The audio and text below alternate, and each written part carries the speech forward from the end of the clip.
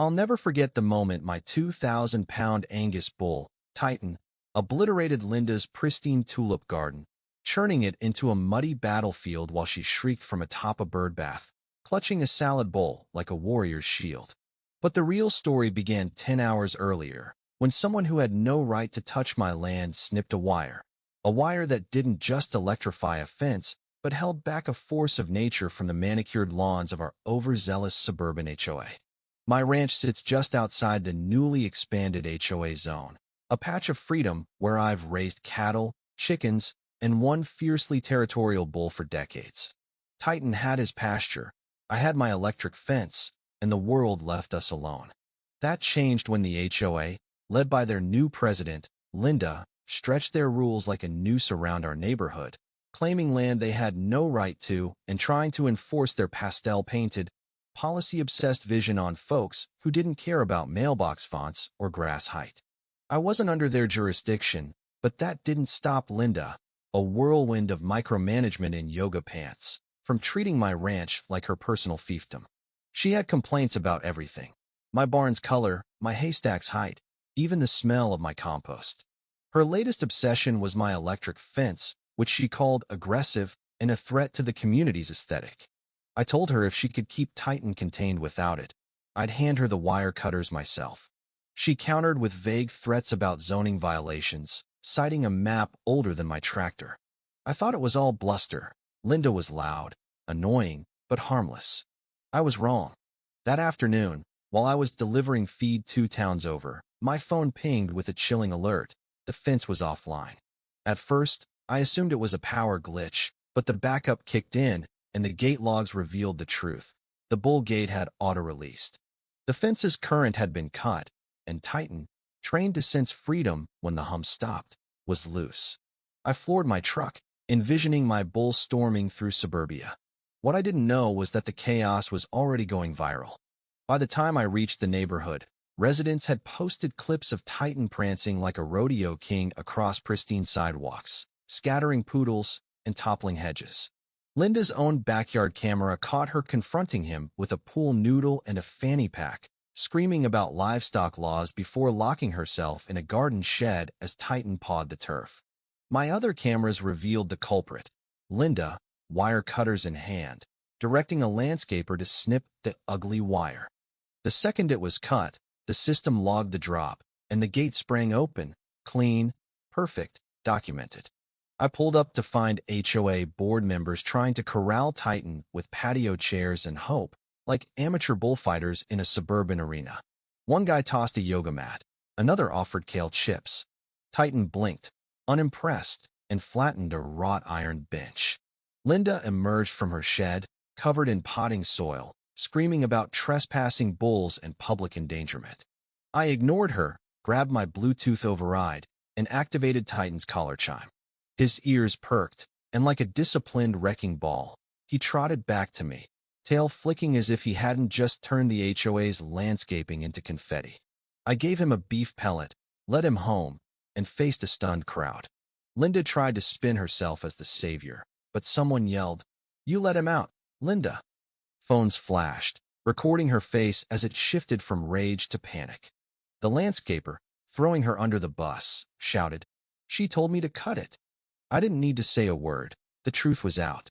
That night, I patched the fence, reset the system, and reviewed the footage. Linda hadn't just cut a wire. She'd tampered with a state-approved livestock safety system, risking lives. Titan could have hurt someone, but luck and training saved the day.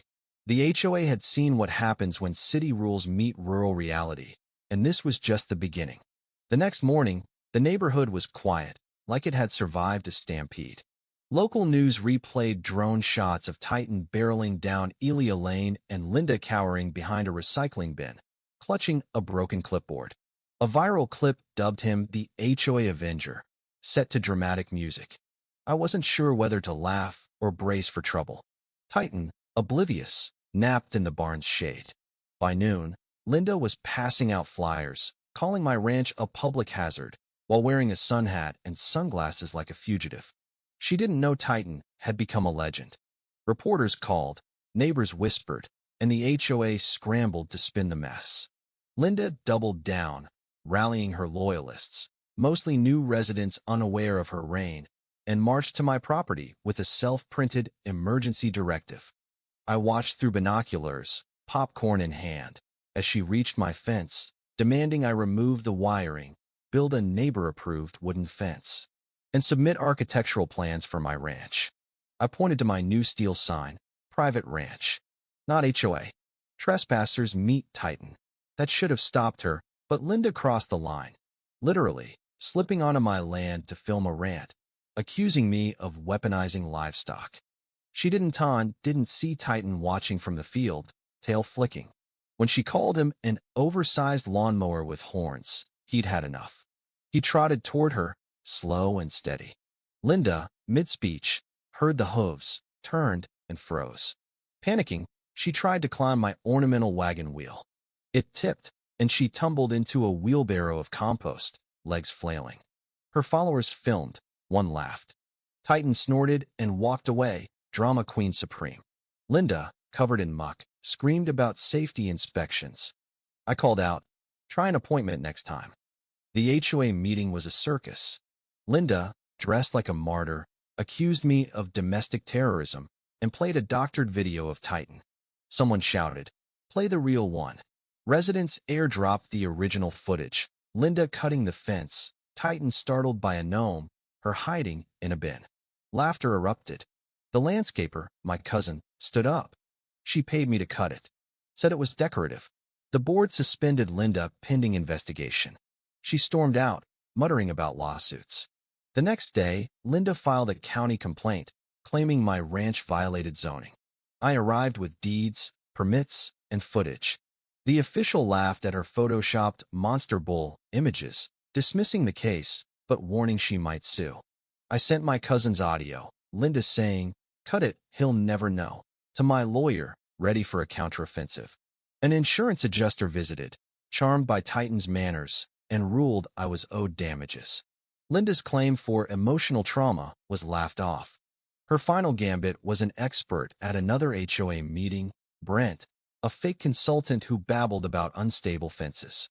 I handed over footage of Brent misidentifying a goat as a bull. The room roared. Brent fled. The board ousted Linda permanently, billed her for lawn repairs, and proposed a policy respecting rural operations. Days later, Titan wandered through an open HOA gate, rolling in Linda's sprinklers, flattening a flamingo. She charged with a rake, slipped into her koi pond, and emerged dripping algae. I leashed Titan and left without a word. That evening, I hosted a bull safety barbecue, drawing crowds with Titan t-shirts and a cake shaped like a broken HOA flyer. Linda watched from afar, defeated. The sheriff confirmed her complaint was void and hinted at charges for fence damage. Linda sent apology cards and a gift card for Titan, admitting she'd lost control. Weeks later, she moved away, staring at Titan one last time as her truck vanished. The neighborhood bloomed, porch parties, shared tools, and a spring fair where Titan posed for selfies. The HOA's new rule protected rural land, and a plaque honored Titan for defending community sanity. I added a sign, "Welcome to the ranch. Home of Titan.